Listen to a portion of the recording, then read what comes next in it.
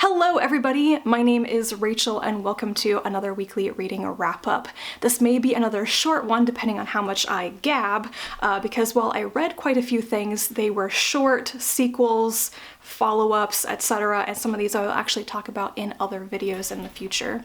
So first up, I read two nonfiction books that I will talk about in future videos. The first one is Women in Art by Rachel Ignotofsky. This is the latest in her Women Throughout History series, and I loved it. It was so good. It was beautiful. I loved all the highlights of these women artists and creatives that I'd never heard about. It was fantastic. I'm gonna rave about this book for a long time.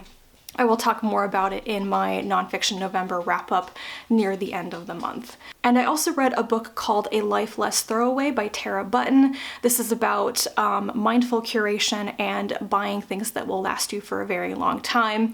I'm going to be doing a separate video on this as I thought I had enough to say about it to make an actual review.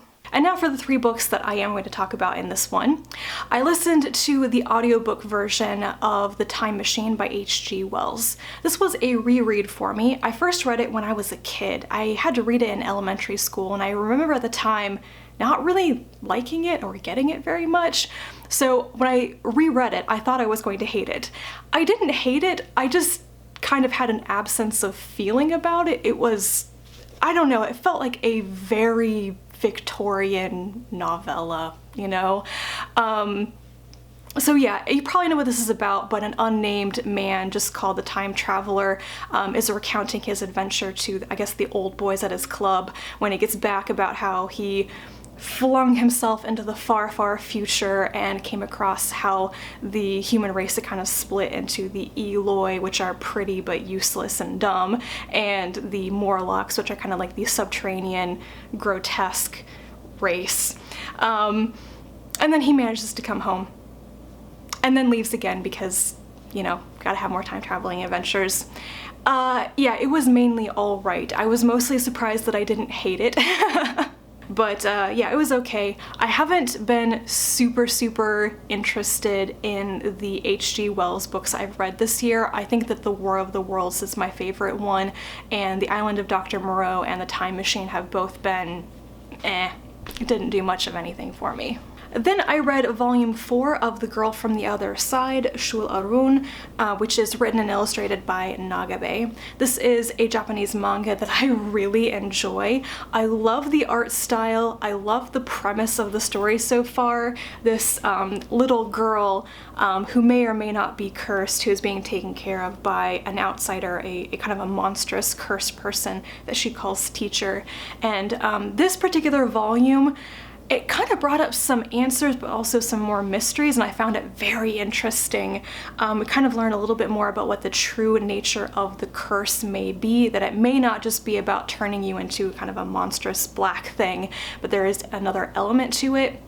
And we learn more about the little girl's history, where she came from, and maybe why people are so interested in her, because both the human insiders and the more monstrous outsiders are very interested in her soul for some reason, and the fact that she may be cursed but doesn't appear to be cursed.